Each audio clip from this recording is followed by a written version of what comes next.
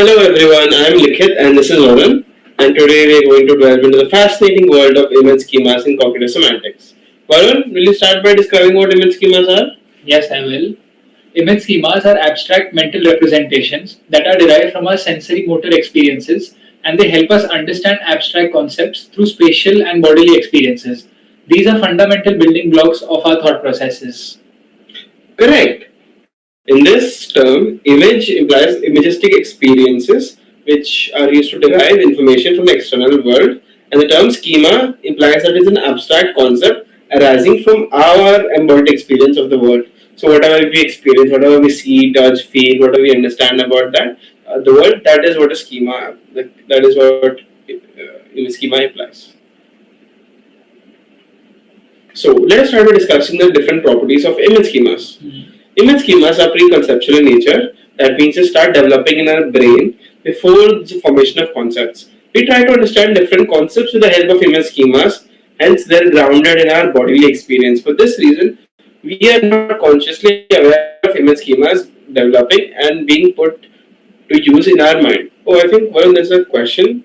Yeah. How does the embodied aspect of image schemas influence our understanding of abstract concepts? This is a good question. I think Varun, you should take it. It is explained right now. Image schemas are embodied, which means that they help us understand abstract concepts through sensory bodily experiences. These bodily experiences are something that we can very easily relate to, which helps us understand the original abstract concept easily. It makes them tangible and comprehensible.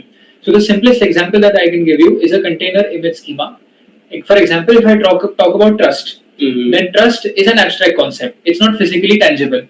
But now, if I consider a container, right, a simple box, imagine pouring a liquid inside this box. If I have a positive relation with a person, then I can imagine pouring more and more liquid in this box. So, in a way, I am increasing my trust in that person.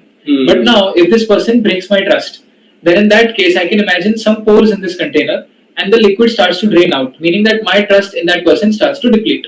So, trust is an abstract concept, but through a container that I can see, that I can feel, through my experience of a container, I'm trying to understand the abstract concept of trust. So, this way, I can understand and explain the mechanism of trust to someone else. I hope you understood what Varun said. And elaborating on that, I would like to point out something what you said, Varun. Breaking someone's trust. This statement in itself highlights the point of how we are consciously aware of image schemas developing in our mind. Trust, as you said, is not tangible. I trust you, but I cannot show how I trust you. There is no physical quantity that measures how much I trust. Varun. Yet, the act of breaking something is. Suppose I'm sure all of you who are US have always broken, and the students who are watching right now have always broken something or the other. Might have broken their phone, glasses. So you know what it feels like to break an object and what it means for an object to be broken. Thus, you are using this experience, whatever experience you gain when an object is broken, and you're trying to grasp the concept of losing trust in somebody. You said this phrase without even thinking about it. That is the very essence of an image schema, showing how ingrained it is in our thoughts. This reasoning can be used to describe any abstract emotion like love, envy, pride, hate, any emotion literally. Yes, that is a very interesting that you have pointed out, Thank Likhit. you. So, I'll move on to the next property of image. These schemas are universal across cultures and across languages.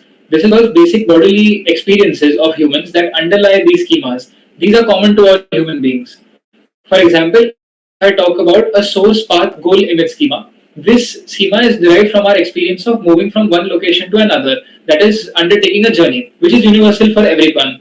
So, whether we are talking about any physical movement or if I'm talking about some abstract concept like achieving a goal, then this is the schema that I will use to describe it.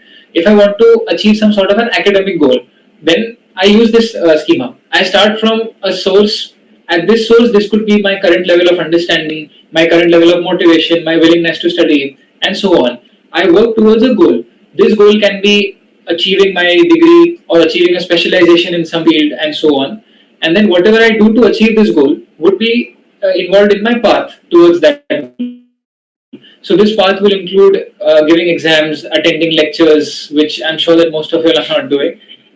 So then submitting assignments, quizzes, examinations, all of these serve as the path. So now I'm not undertaking any actual physical journey, I'm taking progress. I'm making progress in my career. So now journey is something that I have done before. I have experience of it. So I'm using a bodily experience to describe an intangible thing, which is progress in my career.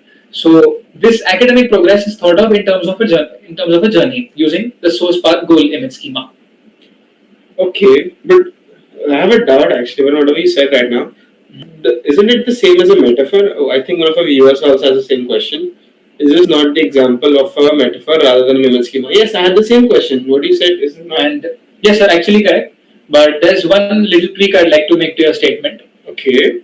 It's not necessary that if a statement is a metaphor, it's not an image schema. A sentence can easily embody two different entities at the same time. So in this example, this statement is a metaphor because it is a comparison between academic progress and taking a journey. But at the same time, for the reason I explained previously, this is also an image schema. So this helps us understand the abstract concept of progress in terms of the experience of a journey. Okay. So with this example, I'm trying to highlight that two different concepts can be thought of for the same statement itself. And I understand what you're saying right now. All right. So I think we should move forward by exploring some of the common image schemas that, for example, the part whole schema. For example, take a building or a car. I'm sure all of you have seen a car and a building. In a car is the whole entity. It's a larger entity, and it is made of several smaller components. It has a windscreen. It has the side view mirrors. It has the engine. It has the wheels. It has the axle. It has a lot of different components that make it a car. So this is the part whole schema. It refers to a larger entity, the car, and the smaller parts that the car is made up of.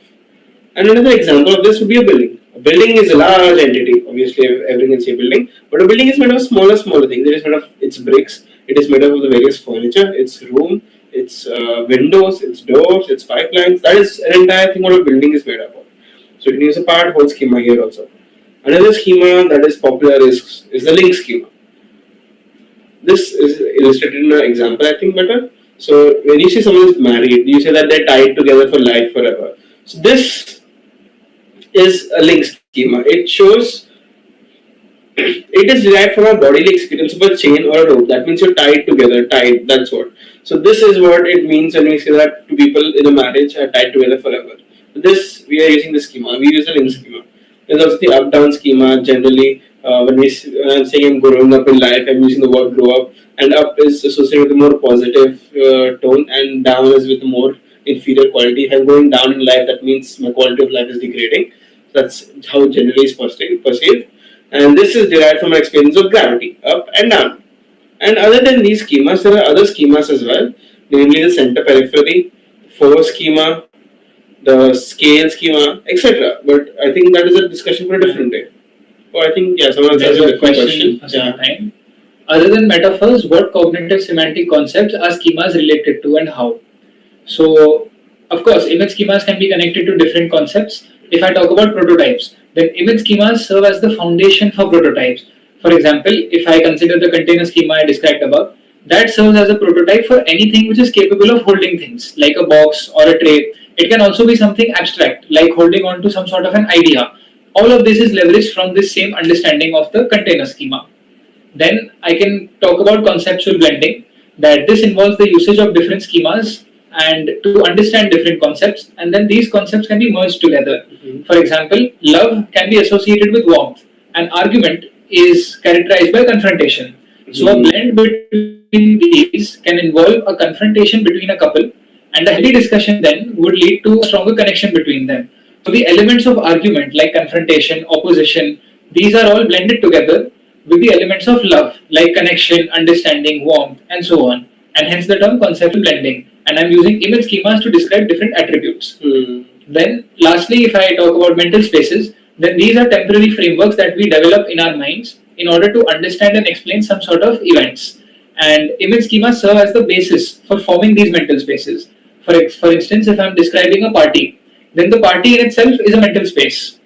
But I'm using different image schemas to describe different aspects of the party. If I say that this party is being held in Likit's house, in that case I'm using a container schema to describe where the party is. In order to describe the flow of the party, I can use a source path goal schema. I can say that the party was slow initially, but then it got lively. So this way I'm describing the progress of the party. So party in itself is a mental space, and I'm using image schemas to describe attributes of the party.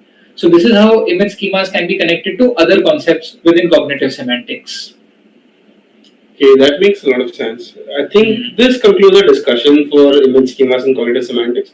We hope our viewers have gained an insightful understanding of how these mental representations shape our understanding of the world, how we perceive the world around us, and how our brain works. So, thank you very Very much for interesting. tuning. It is very interesting. Thank you very much for tuning in.